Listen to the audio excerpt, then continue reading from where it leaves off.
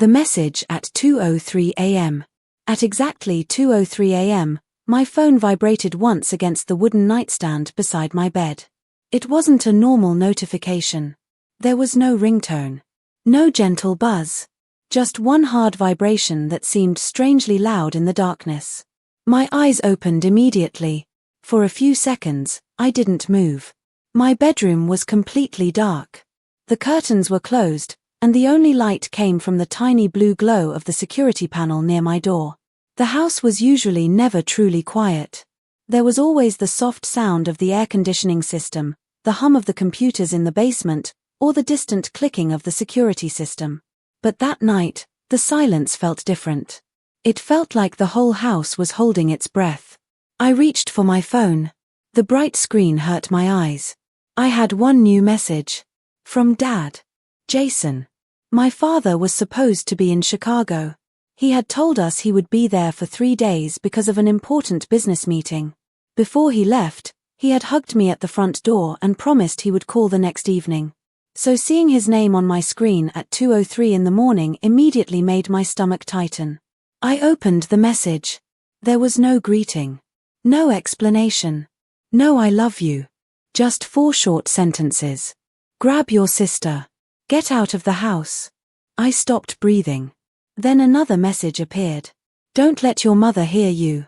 I stared at those words for what felt like an entire minute. My first thought was that Dad had made a mistake.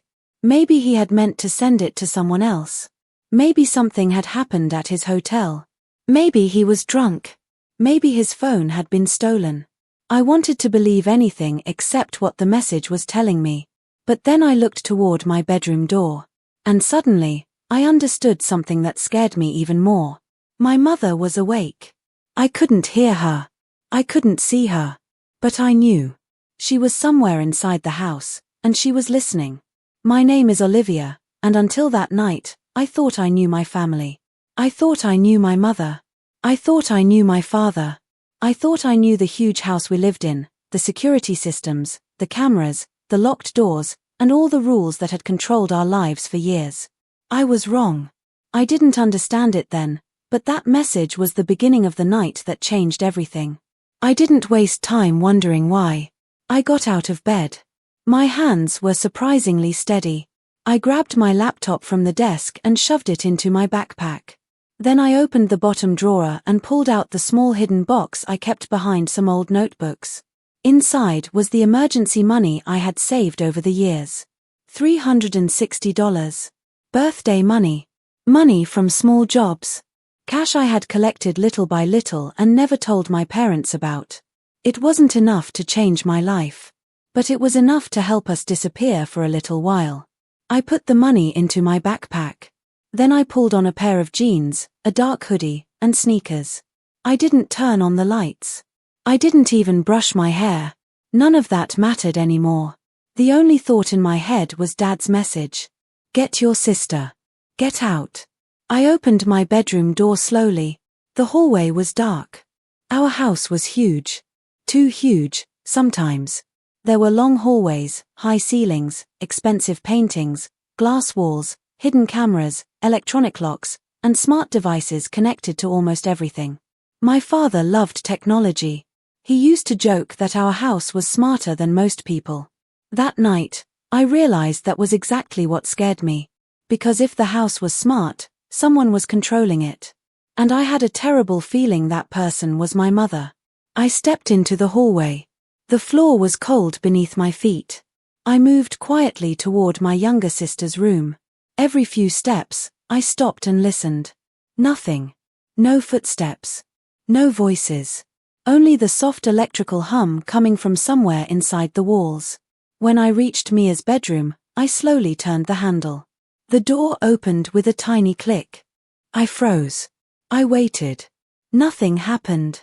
I slipped inside. Mia was asleep beneath her blanket, completely unaware of what was happening. For a moment, I just looked at her. She looked peaceful. Normal. Like the world was still safe. Then I crossed the room and knelt beside her bed. I gently shook her shoulder. Mia. She didn't wake up. I shook her again. Mia, wake up. Her eyes opened suddenly. Before she could scream, I covered her mouth with my hand. Her eyes became huge with fear. I quickly pressed one finger against my lips. "Don't make a sound." She stared at me. I leaned closer and whispered into her ear. "Dad texted me." Her eyes moved toward my phone. "What happened?" she whispered. "I don't know." That was the truth. I didn't know. And that was the worst part. "We have to leave," I whispered. "Right now." Mia looked confused. "Leave? Where?" "I don't know. Just get dressed." She sat up slowly. "Olivia, you're scaring me." "I know." My voice almost broke. "I'm scared too." That was enough. She climbed out of bed. I grabbed some clothes from her chair and handed them to her. "Put these on." Mia changed quickly. Her hands were shaking. When she finished, she reached for the stuffed rabbit she had owned since she was little. She hugged it tightly against her chest. Normally, I would have smiled at her for bringing a stuffed animal during an emergency. But that night, I understood. Sometimes when you're terrified, you hold on to the smallest thing that still feels familiar. I walked toward the bedroom door. Before opening it, I looked down the hallway. At the far end was the door to my parents' bedroom. It was closed. I stared at it. My mother, Tiffany, was behind that door. The same woman who had kissed us goodnight every night. The same woman who packed our lunches. The same woman who remembered every doctor's appointment, every school event, every birthday. She had always seemed protective. Almost too protective. She wanted to know where we were, who we were with, what time we would return. She controlled our schedules, our phones, our clothes, even some of our friendships. I had always thought she was simply strict. Now I wondered if I had misunderstood everything. I looked at the closed bedroom door again. A cold feeling moved through me. The woman inside that room was my mother. But I wasn't sure she was still the mother I knew. I took Mia's hand. "Stay close to me." She nodded. We stepped into the hallway. We moved like two strangers hiding inside our own home. Every sound felt dangerous. Every shadow looked like a person. We reached the back entrance. Beyond that door was the garden, and beyond the garden were thick woods. If we could get outside, we might have a chance. I knew the security code. I had entered it hundreds of times. 4, 8, 1, 5. I typed the numbers. The keypad beeped. I waited for the light to turn green. It turned red. Access denied. My heart dropped. I tried again. 4, 8, 1, 5. Access denied. I stared at the keypad. "Come on," I whispered. I tried the code one more time. This time, the screen changed. Security lockdown initiated. For 1 second, the entire house was silent. Then we heard it. A deep mechanical sound coming from the walls. The security system had activated. I looked toward the windows. One after another, the huge security blinds began coming down. Slowly at first. Then faster. The thick metal blinds covered the floor-to-ceiling windows with loud crashes. Bang! Bang! Bang! The sound echoed through the house. Mia grabbed my arm. "Olivia." "I know." The house wasn't letting us out. It was locking us inside. I suddenly understood what Dad had been warning us about. This wasn't an ordinary security system. It wasn't protecting us from someone outside. It was keeping us from getting outside. Then the temperature dropped. The air conditioning system suddenly switched on at full power. Cold air rushed through the hallway. Mia began shivering. I pulled her closer. "Don't worry," I whispered. But I knew I was lying. My phone vibrated again. I almost dropped it. Another message from Dad. I looked at the screen. There was only one sentence. "She's watching you." My blood turned cold. Before I could respond, the lights above us flickered. Then the speakers built into the ceiling came alive.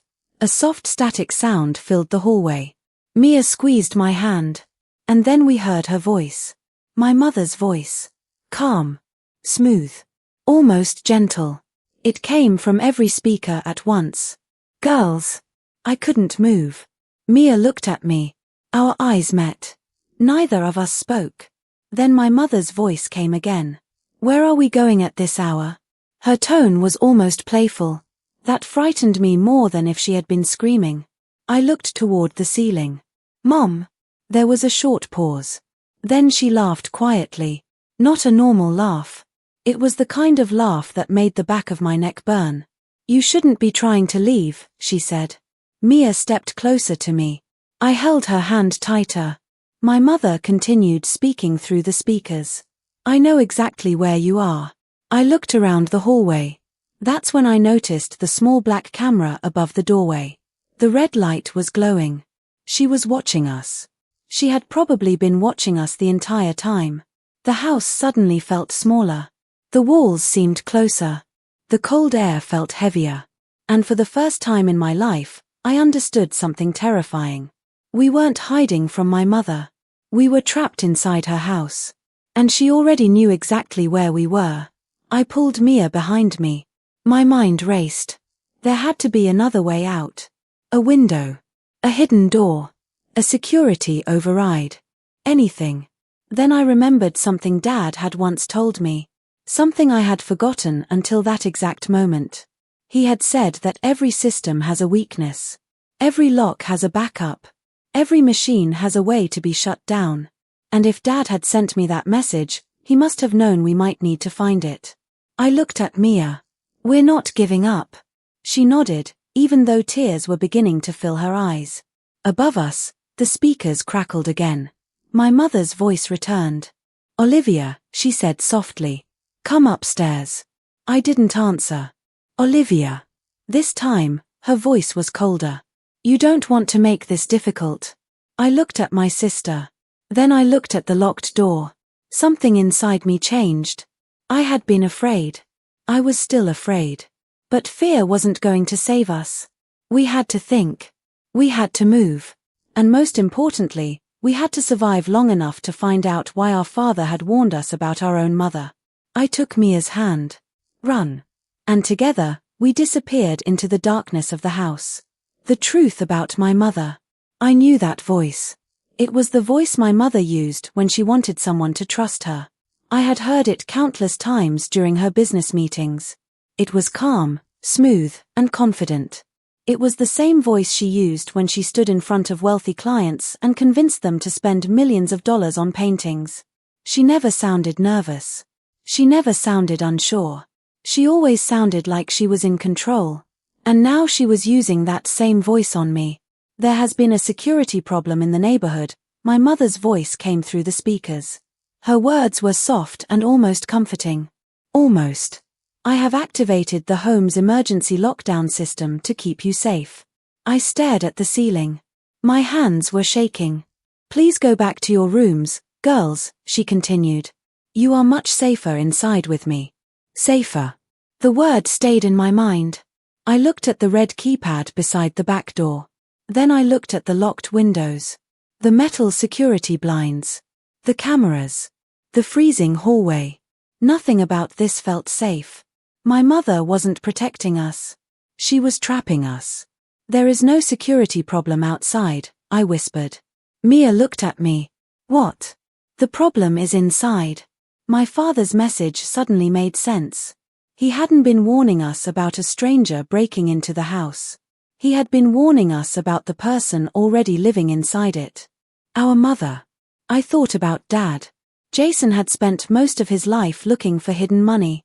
That was his job, but it was also something he seemed almost obsessed with. He could look at a company's records for hours and find things other people missed. He used to tell me that numbers always left clues. People can lie, he once told me, but money leaves a trail. At the time, I thought it was just something he said because he worked with finances. Now I wondered if he had been investigating my mother for much longer than I knew. Maybe he had started noticing things inside our own house. The expensive paintings that came and went. The strangers who visited my mother late at night. The private trips she never explained. The constant renovations. The money that seemed to appear from nowhere. And then there was the way my mother looked at Mia and me. I had always thought she was simply strict. But suddenly, I remembered all those little moments. The way she asked about our schedules. The way she wanted to know where we were every minute. The way she checked our phones. The way she chose our schools, our friends, even the people we were allowed to trust. It hadn't been normal parenting. It had been control. And for the first time, I wondered if my mother had ever looked at us as her daughters. Maybe she looked at us as something else. Something she owned. Something she needed to protect because we were useful to her. We weren't a family. We were part of her carefully controlled world. And people inside her world didn't get to walk away whenever they wanted. Olivia. My mother's voice came through the speakers again. This time, it was different. The warmth was gone. Don't make this difficult. Mia moved closer to me. I could feel her trembling. Go back to your room, Mom said. Now. I didn't answer. She waited. Then she spoke again. I won't ask you a third time. My heart was pounding. But something inside me had become strangely calm. I finally understood that talking wasn't going to help. My mother wasn't coming downstairs. She didn't need to. She had the cameras. She had the locks. She had the security system. She had control of the entire house from the room upstairs. It was like she was sitting behind a screen, moving us around like pieces in a game. I looked at Mia. Then I mouthed one word. Run. Her eyes widened. I grabbed her hand. We turned and sprinted down the hallway. I didn't know where we were going. I just knew we had to move. Behind us, my mother's voice came through the speakers. Olivia. I didn't stop. We ran toward the library. It was the only room in the house that still had some of the old equipment. My father had refused to let my mother completely modernize it. He called the library his safe place. Maybe that was why I chose it. Maybe some part of me believed Dad had left something there that could help us. Mia and I rushed inside. I slammed the heavy wooden doors behind us. For a few seconds, neither of us spoke. We just stood there, breathing hard. I looked around.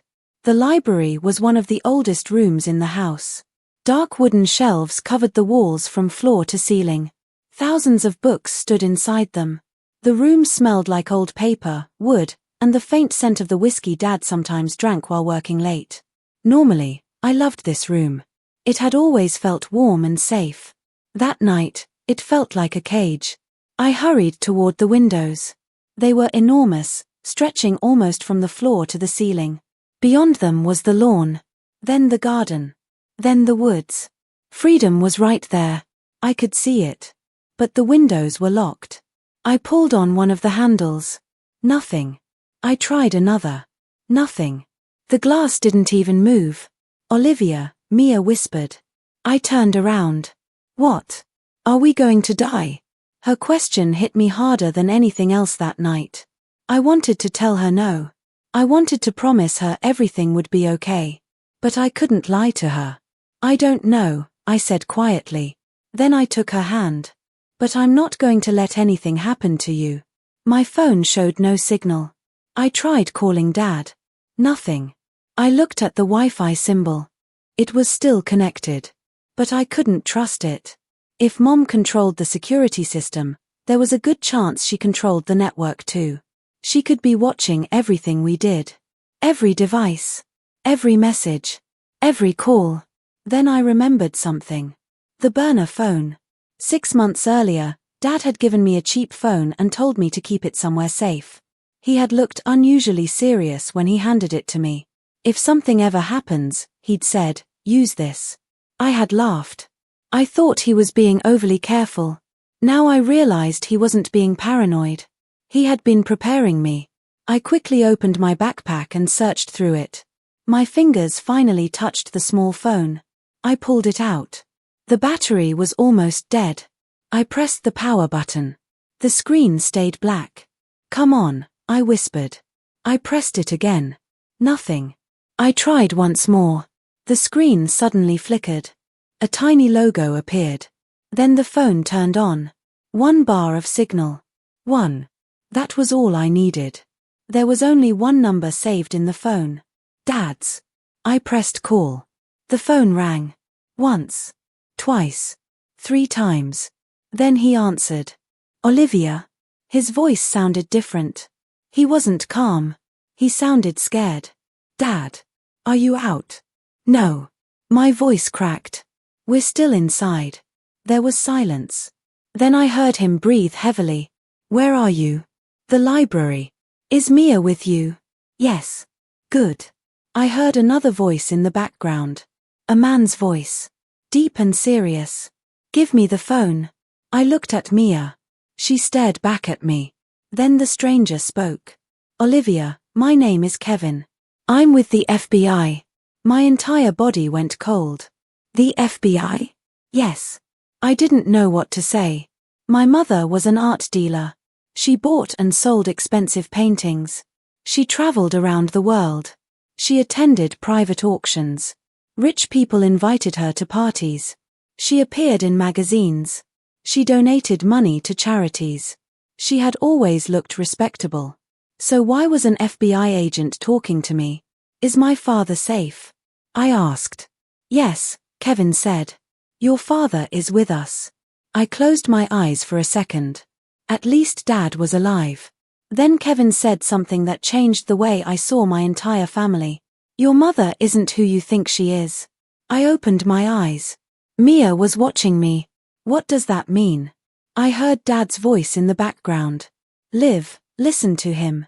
Dad, what is happening? I found something, he said. His voice broke. I found the accounts. What accounts? The offshore companies. I didn't understand. Then he said the words that made my stomach drop. Tiffany has been laundering money. I couldn't speak. My mother. Money laundering. It sounded impossible. Dad continued. She's been moving money through fake companies and art deals. For how long? Years. I looked around the library. Suddenly, all the paintings on the walls looked different. All those beautiful pieces of art. All those expensive objects my mother had proudly collected. I remembered the private auctions.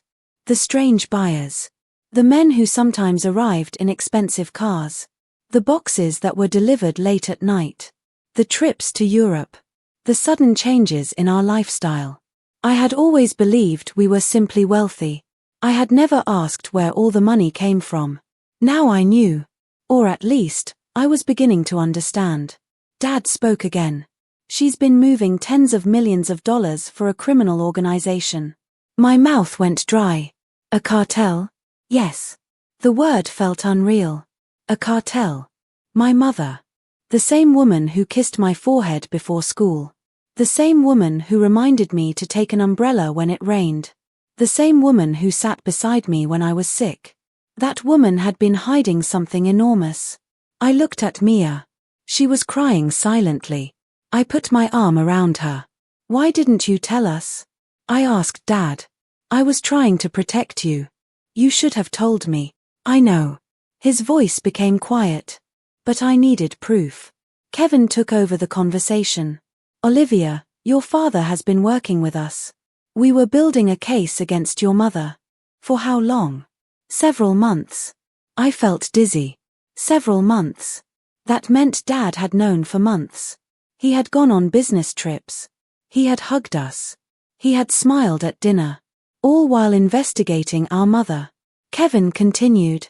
We were planning to get you and your sister out safely next week. Next week?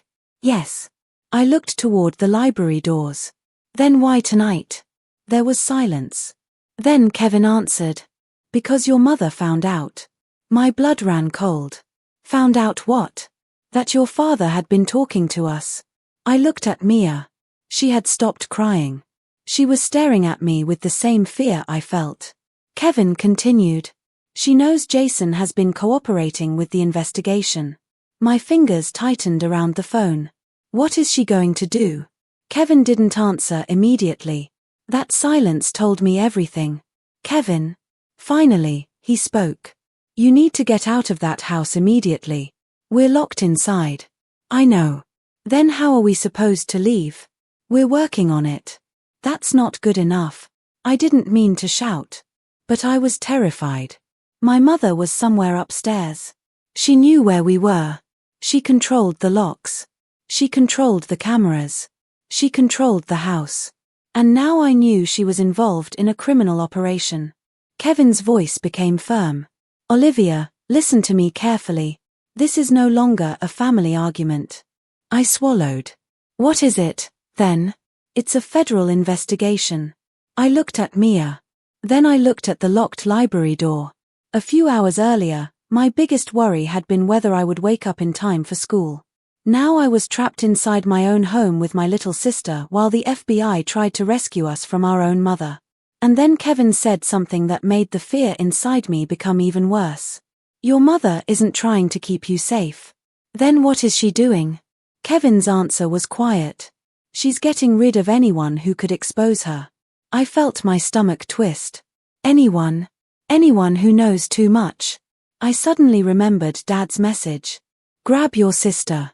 Get out of the house. He hadn't been exaggerating.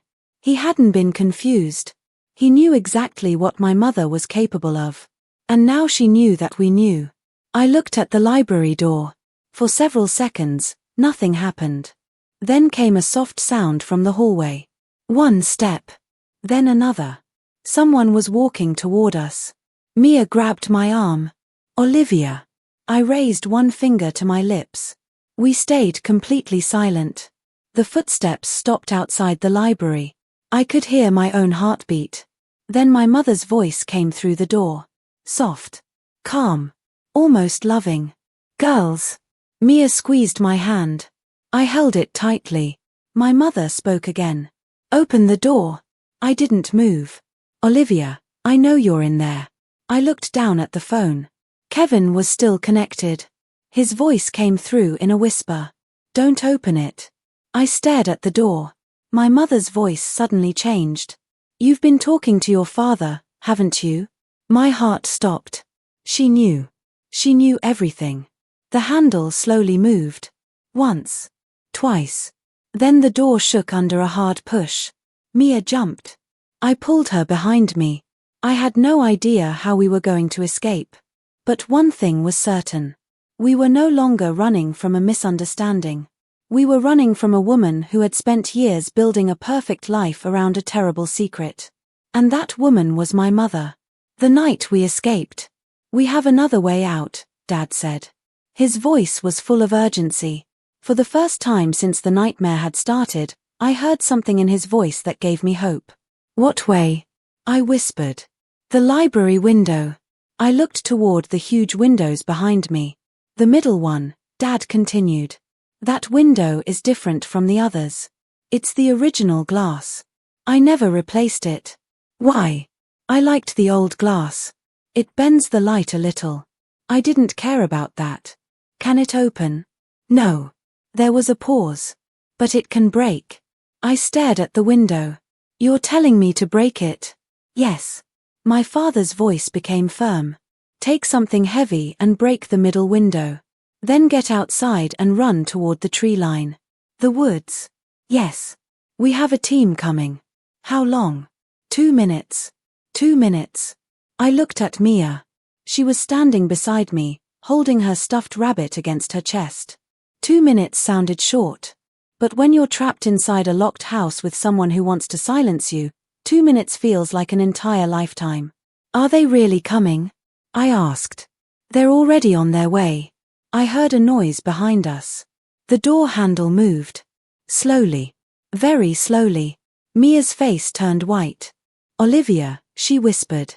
I turned. The handle moved again. Someone was trying to open the door. My mother. Dad, I whispered. I'm here.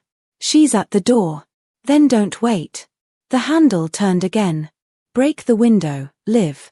I looked at the glass. Now. I didn't think anymore. I ended the call. My eyes moved around the library. I needed something heavy. Something strong enough to break the window. Then I saw it. A large bronze statue of Julius Caesar sitting on my father's desk. It had always been there. Dad once told me it represented power. That night, I almost laughed at the irony. My mother's entire world had been built around power. Money. Control. Secrets. And now I was going to use that symbol of power to escape her. I grabbed the statue with both hands. It was much heavier than I expected. "Get back," I told Mia. She moved away. The door handle shook again. I raised the bronze statue.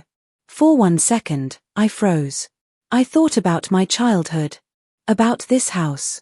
About birthday parties in the garden. About Christmas mornings. About Mom teaching me how to read.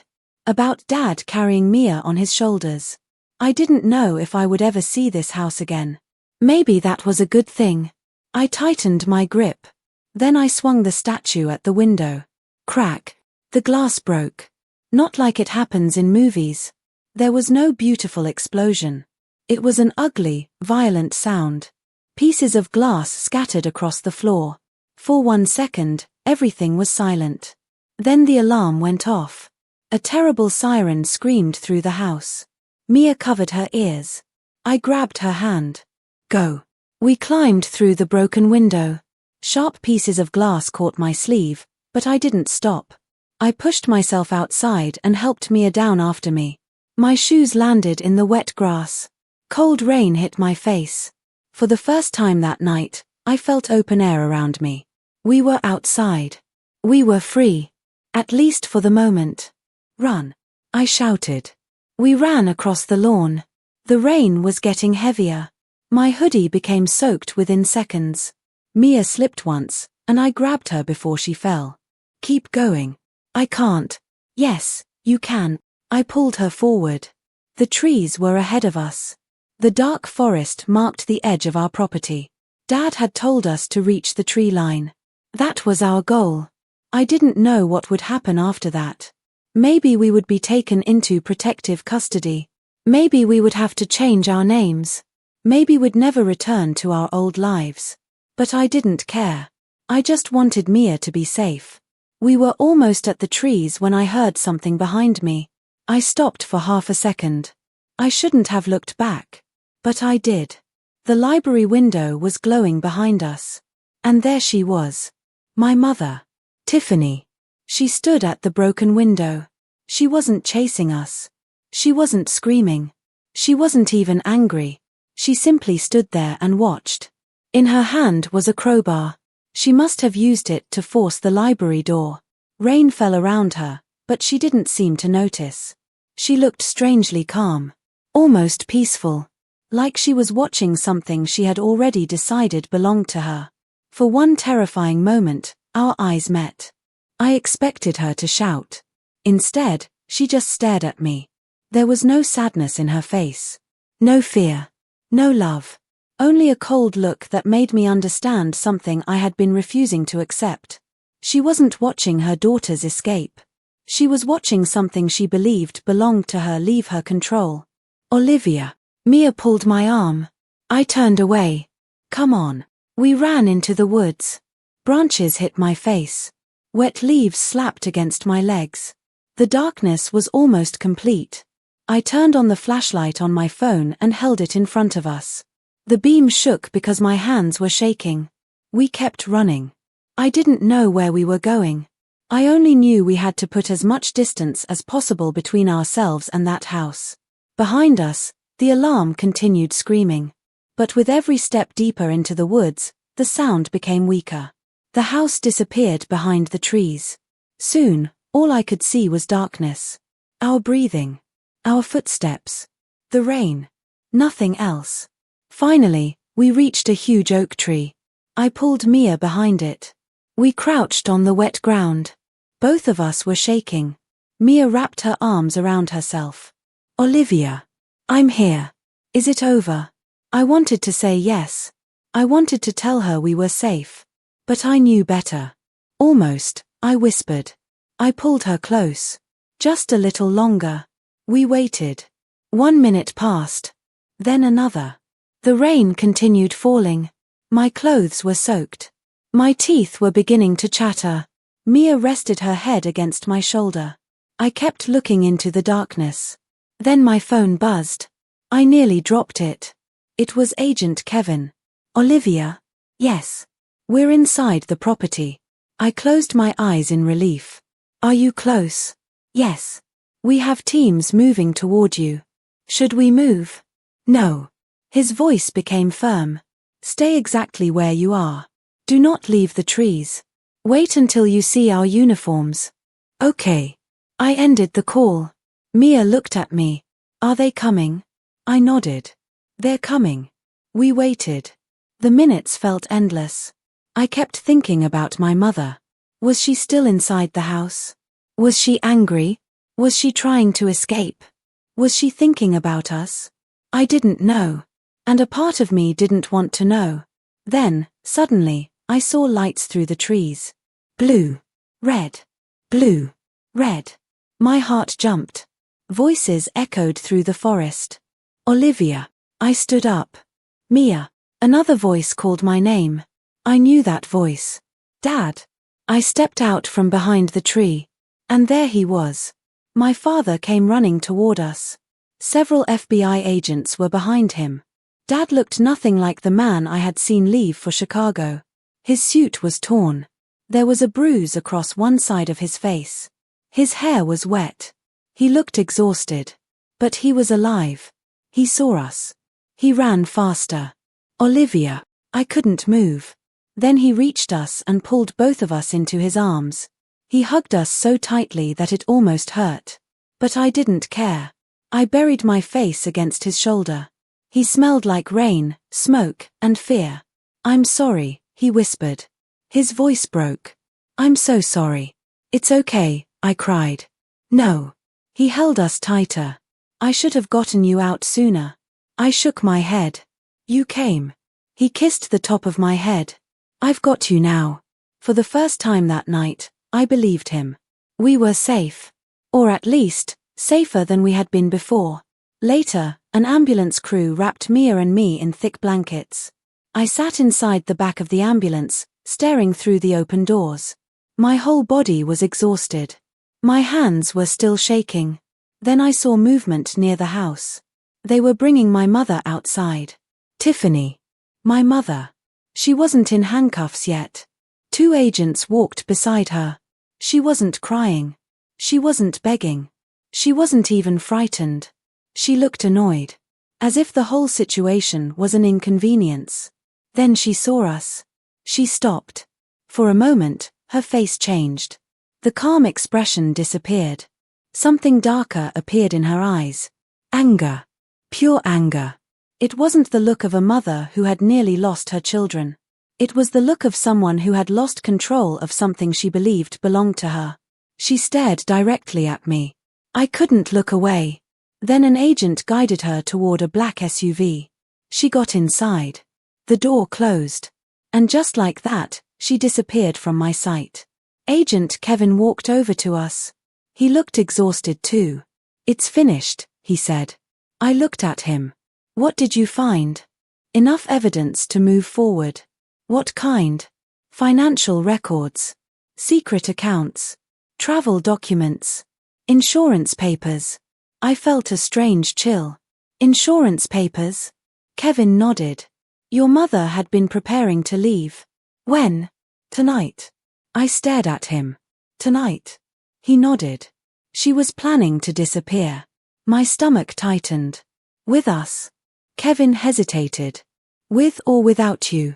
Those words stayed with me. With or without us. My mother had been planning her escape. And we weren't her family in that plan. We were something she could take with her if necessary. Or leave behind if we became a problem. Kevin continued. She had already arranged transportation, money, documents, and a place to stay. I looked down at the blanket around me. Suddenly, everything made sense. The secret trips. The strange phone calls. The documents. The locked rooms. The way she always wanted to know where we were. She hadn't been protecting us. She had been controlling us. Preparing for the day when she would need to disappear. Why? I asked. My voice was barely a whisper. Why would she do this? Dad sat beside me. He put his arm around my shoulders. I looked at him. How could she? He didn't answer immediately. Maybe he didn't have an answer.